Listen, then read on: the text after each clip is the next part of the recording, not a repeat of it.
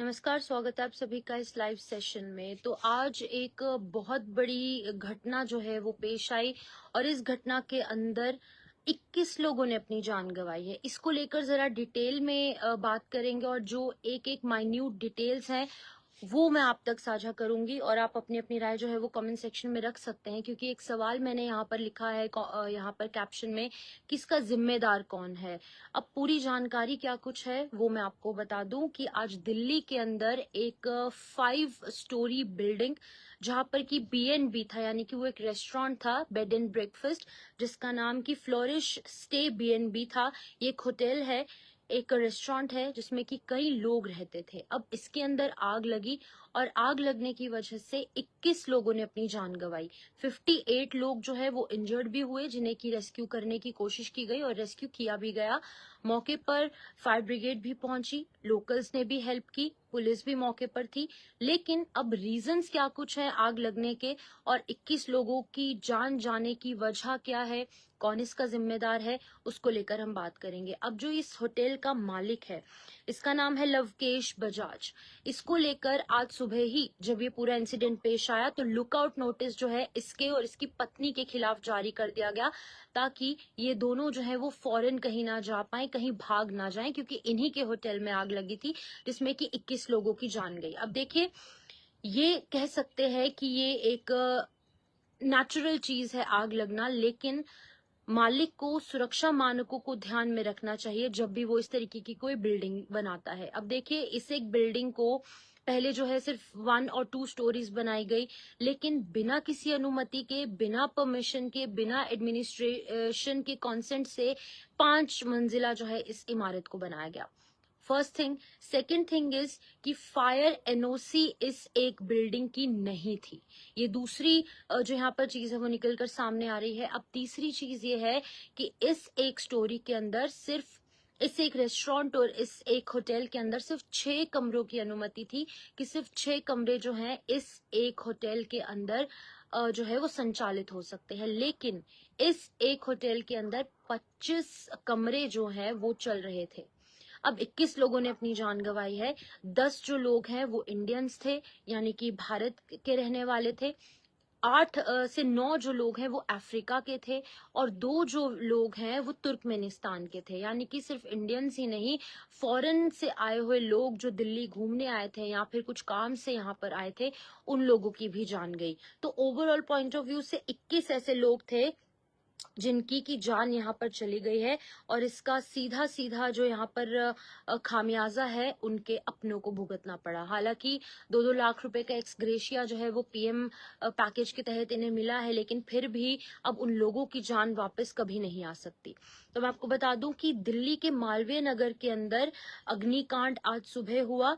Police ने बड़ी कार्रवाई की है और होटल का जो भवन है, यानी कि होटल की जो बिल्डिंग है, उसका मालिक लवकेश बजाज को गिरफ्तार कर लिया है। 21 लोगों की इसके अंदर मौत हुई और गिरफ्तारी जो है वो आग लगने के कुछ ही घंटों के बाद जो है वो सामने आ गई थी। लुकआउट नोटिस, लुकआउट सर्कुलर जो है, LOC जिसे कहते हैं, वो जारी किया गया। पिंकेश सिंह जी लिख रहे हैं ओम शांति। बिल्कुल, आप सभी लोग ओम शांति जरूर लिख सकते हैं। अभी फिलहाल मैं आपको बता दूं कि वो देश छोड़कर भाग ना जाए, लुकआउट सर्कुलर इन दोनों के खिलाफ जारी किया गया। ये दर्दनाक हादसा जो है वो साउथ दिल्ली के हौज रानी इलाके में पेश आया और इस एक होटल का नाम है फ्लोरिश स्टे BNB होटल, जहां पर 10 भारतीय थे, 9 अफ्रीका के नागरिक थे, वहां के सिटीजन्स थे, और दो जो है वो तुर्कमेनिस्तान के सिटीजन्स हैं। पुलिस के अनुसार आग तेजी से फैलने की एक बड़ी वजह इमारत के अंदर जो सुरक्षा के मानक है उन्हें पूरा नहीं करना जो है वो यहाँ पर रखी गई है। इसके अलावा इमारत में केवल एक ही एंट्री और एग्जिट पॉइंट था, जो कि ज्यादा रखने के लिए जो है वो एडमिनिस्ट्रेशन की तरफ से कहा गया है। और साथ ही साथ फायर NOC यानी कि नो ऑब्जेक्शन सर्टिफिकेट जो है वो इस एक बिल्डिंग में नहीं था। और इसके चलते जो मुख्य दरवाजा है यानी कि जो एंट्री एंड एग्जिट पॉइंट है वो सेंसर आधारित था, जिसकी वजह से कि लोगों को बाहर निकलने में सबसे ज्यादा दिक्कत पेश आई।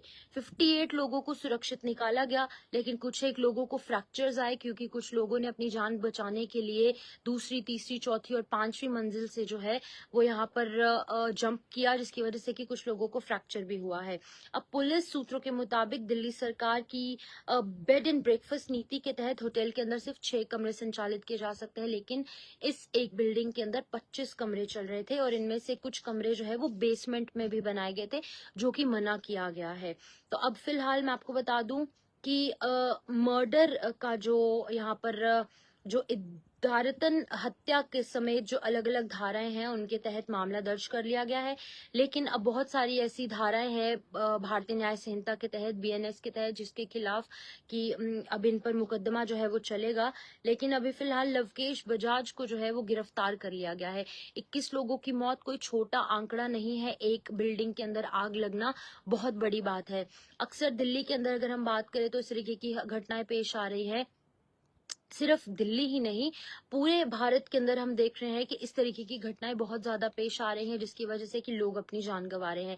लेकिन आप अपनी अपनी राय साझा जो है वो कर सकते हैं कमेंट सेक्शन में, और आप अपने जो सजेशंस है वो भी रख सकते हैं कि कैसे इन तमाम इंसिडेंट्स पर फुल स्टॉप लगाया जा सके। लेकिन फिलहाल 21 लोगों की मौत, लवकेश बजाज जो कि इस पूरी बिल्डिंग का मालिक था, उसे जो है अब अरेस्ट कर लिया गया है और विभिन्न धाराओं के तहत उस पर मामला दर्ज है।